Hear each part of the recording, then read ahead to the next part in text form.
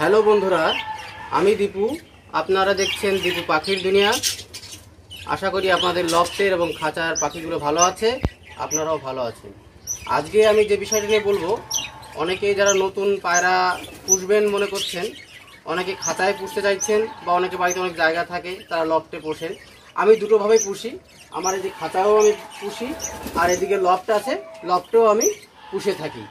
তা আজকে আমি যে বিষয়টা আলোচনা করব সেটা হচ্ছে, যারা নতুন আছেন, যারা পায়রা পুষতে চাইছেন যে খাঁচায়, এবার খাঁচায় পুষতে গেলে কি কি করতে হবে, আপনাকে কি কি সুবিধা আছে আর কি কি অসুবিধা আছে সেই বিষয়ে আজকে বলবো। খাঁচায় পায়রা পুষতে গেলে আপনার কি সুবিধা আছে কি অসুবিধা আছে সেইগুলো আগে আমি বলবো। এবার যারা নতুন তারা পায়রা পুষতেই পারেন, যে কোনো পায়রা দিয়ে শুরু করতে পারেন। আর আমি বিশেষ করে বলবো যারা নতুন তারা ফেন্সি পায়রা একটু কমের রেঞ্জের দিক থেকে পুষবেন। আমার কাছে একটু হাই রেঞ্জের পায়রা আছে, কারণ আমার অনেক অভিজ্ঞতা হয়ে গেছে। যাদের অনেক অভিজ্ঞতা নেই তারা কম রেঞ্জের পায়রায় পুষতে পারেন। এই দেখুন খাঁচায় পুষতে গেলে আপনাকে কি করতে হবে সেই বিষয়ে আজকে বলবো। এই যে এখানে আমার 1 2 3 4 5 3 4 12টা খোপ আছে এবং প্রত্যেক খোপেই পাখি আছে, পায়রা আছে।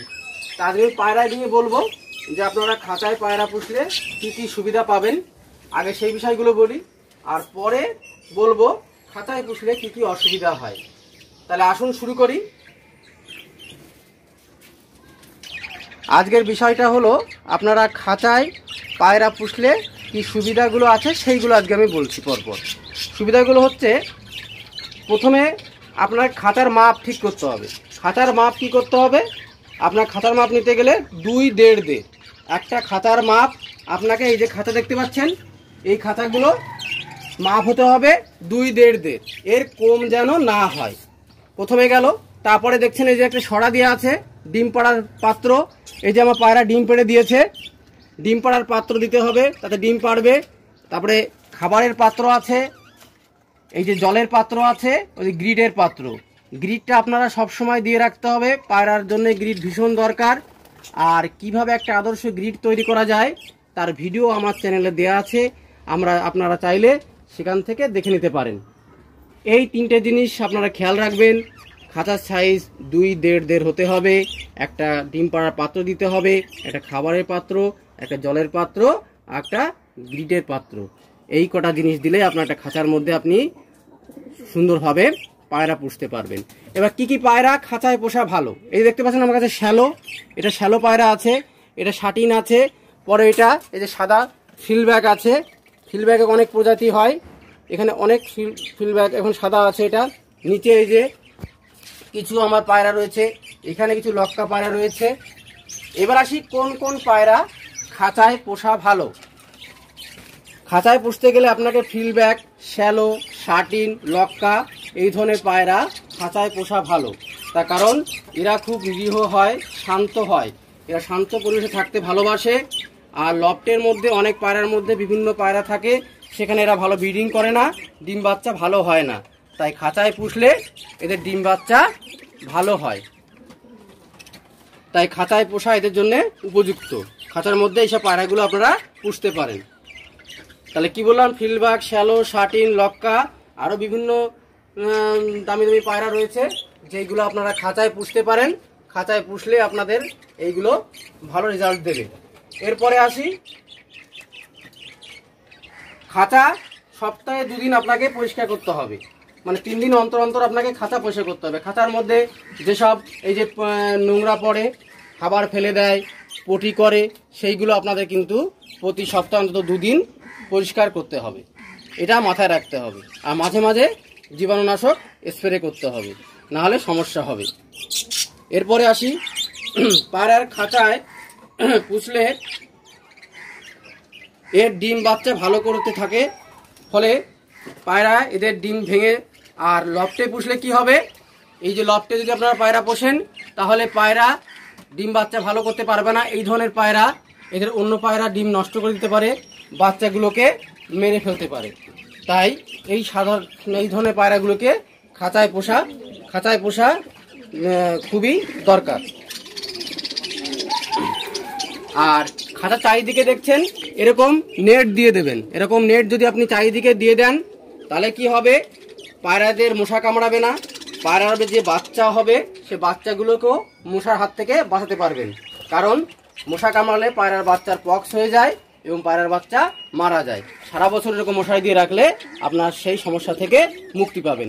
আর পায়রার বাচ্চার পক্স হলে কি মেডিসিন দেবেন তারও ভিডিও আমার চ্যানেলে দেওয়া আছে, আপনারা চাইলে দেখে নিতে পারেন। আরটা কি করতে হবে, খাঁচার পায়রা পুষলে যে সুবিধাটা হয় সেটা হলো, পায়রা যদি অসুস্থ হয়, অর্থাৎ পায়রা যদি চুনা পায়খানা কিংবা সাদা সবুজ পায়খানা করে বা লুজ মোশন হয়, তাহলে আপনি খুব সহজেই বুঝতে পারবেন। কিন্তু লফটের মধ্যে সেটা বোঝা খুব মুশকিল, কারণ লফটে অনেক পায়রা থাকে, আপনাকে একটু সময় লাগে সেটা বুঝতে। তাই খুব তাড়াতাড়ি যদি খাঁচার মধ্যে সেটা সমস্যা ধরা পড়ে, খুব তাড়াতাড়ি চিকিৎসা করা যায়। এই একটা সুবিধা আছে, খাঁচার মধ্যে আপনি সঙ্গে সঙ্গে দেখে ফেললেন যে পায়রা লুজ মোশন করছে বা চুনা পায়খানা করছে, তাই সঙ্গে সঙ্গে আপনি তার ট্রিটমেন্টটা শুরু করে দিতে পারবেন। আর পায়রা চুনা পায়খানা করলে কী ওষুধ দেবেন, কীভাবে চিকিৎসা করবেন তার ভিডিও আমার চ্যানেলে দেওয়া আছে, আপনারা সেখান থেকে চাইলে দেখে নিতে পারেন। এবার আসি পায়রা খাঁচায় পুষলে কি কি অসুবিধা রয়েছে। এতক্ষণ তো আমি বললাম সুবিধার কথা, এইবার আছে কিছু অসুবিধার কথা। প্রথমে খাঁচার পায়রা পুষলে যতগুলো খাঁচা থাকবে, অর্থাৎ যতগুলো আপনার খাঁচায় পায়রা থাকবে, প্রত্যেক খাঁচায় আপনাকে প্রতিদিন সকালে খাবার জল দিতে হবে। অতএব যদি আপনার 12টা খোপ থাকে, 12টা খোপে আপনাকে জল খাবার আর গ্রিড দিতে হবে। আর লফটে হলে কি হয়, একটা জায়গায় আপনি খাবার আর জল দিলেন, প্রত্যেক পায়রা সেখান থেকে খাবার খেয়ে নেবে এবং জল খেয়ে নেবে। একটা জায়গায় জল, একটা জায়গায় খাবার দিলে আপনার হয়ে যাবে। কিন্তু খাঁচার ক্ষেত্রে সেটা সম্ভব না, অর্থাৎ আপনাকে সময় বেশি দিতে হবে, আপনার পরিশ্রমও বেশি হবে, এই একটা অসুবিধা রয়েছে। আর প্রত্যেক খাঁচার নোংরা আপনাকে প্রতি সপ্তাহে অন্তত 2 দিন পরিষ্কার করতে হবে বলেছি। ওদের পটি পরিষ্কার করতে হবে, ওরা যে খাবার ফলে সেটা পরিষ্কার করতে হবে। কিন্তু লফটের ক্ষেত্রে আপনি 15 দিন অন্তর একবার পরিষ্কার করলেই হয়ে যায়, সেটা ক্ষেত্রেও কষ্ট কম, কিন্তু খাঁচার ক্ষেত্রে কষ্টটা একটু বেশি। এবার খাঁচার মধ্যে পায়রা পুষলে ওদের গায়ে পোকা হওয়ার চান্স বেশি থাকে, তার কারণ ওদের স্নানের পর্যাপ্ত জল আমরা দিতে পারি না। ওদের আমরা যা হোক একটা স্প্রে করে দিই, এই স্প্রের সাহায্যে আমরা স্প্রে করি, এইভাবে স্প্রে করে দিই। এতে খুব একটা এদের সুবিধা হয় না, এদের সামান্য একটু জলের লাগে এদের গায়ে, যাক একটু হয়, কিন্তু সেই লেভেলের ওদের জলটা পায় না। কিন্তু লফটে হলে কি হয়, লফটে আপনি একটা বড় গামলায় জল দিয়ে দিলেন, এই যে দেখুন আমি গামলায় জল দিয়েছি, এরকম গামলায় আপনি জল দিয়ে দেবেন, ওরা সুন্দর লফটের পায়রাগুলো এসে চান করে নেবে, ওদের গায়ে যে পোকামাকড় সব বেরিয়ে যাবে। আর এই জলের মধ্যে একটু পটাশ দিয়ে দেবেন, তাহলে কী হবে, ওদের সেই জীবাণুমুক্ত হবে এবং গা থেকে পোকামাকড় সব বেরিয়ে যাবে। এই একটা সুবিধা রয়েছে লফটে পায়রা পুষলে, কিন্তু খাঁচার মধ্যে সেটা আপনার সম্ভব নয়। আরেকটা হয়, আরেকটা যেটা বলবো, খাঁচায় ওরা কিন্তু একদম উড়তে পারে না, ওরা খাঁচার মধ্যে বন্দি থাকে, ওরা কিন্তু উড়তে পারে না, তবে ওড়ার ওদের সমস্যা হয়। তাই ওদের যখন খাঁচায় পুষবেন, ওরা কিন্তু ওরা অনেকটা কমে যাবে ওদের, আর ওদের জীবনকাল অর্থাৎ জীবনকাল দীর্ঘায়িত হয় না, অর্থাৎ ওরা বেশি দিন কিন্তু সারভাইভ করতে পারে না বা বাঁচে না। সেক্ষেত্রে লফটে ওদের পুষলে ওরা ফ্লাই করতে পারে, ওদের ডানার ইয়েটা ভালো থাকে, শরীর ভালো থাকে, শরীর ফিট থাকে, তাই সেক্ষেত্রে লফট কিন্তু খাঁচার থেকে ভালো। আর আরেকটা বিষয় বলি, লফটে পায়রা পুষলে কী কী সুবিধা অসুবিধা আছে সেটা আমি আগামী ভিডিওতে আপনাদের বলে দেবো। তাহলে আপনাদের বোঝাতে পারলাম খাঁচায় পায়রা পুষতে গেলে আপনাকে কোন কোন দিকে লক্ষ্য রাখতে হবে, কী সুবিধা রয়েছে কী অসুবিধা রয়েছে, সবাই বুঝতে পারলেন। আর ভিডিওটা শেষ পর্যন্ত দেখার জন্য আপনাদের ধন্যবাদ। যদি ভিডিওটা আপনাদের ভালো লাগে তাহলে অবশ্যই একটা লাইক দেবেন, আর ভিডিওটা চ্যানেলটি সাবস্ক্রাইব করে দেবেন। তাহলে বন্ধুরা, আজকের ভিডিওটা এখানেই শেষ করছি, কথা হবে আগামী ভিডিওতে। আপনারা ভালো থাকবেন, সুস্থ থাকবেন, ধন্যবাদ।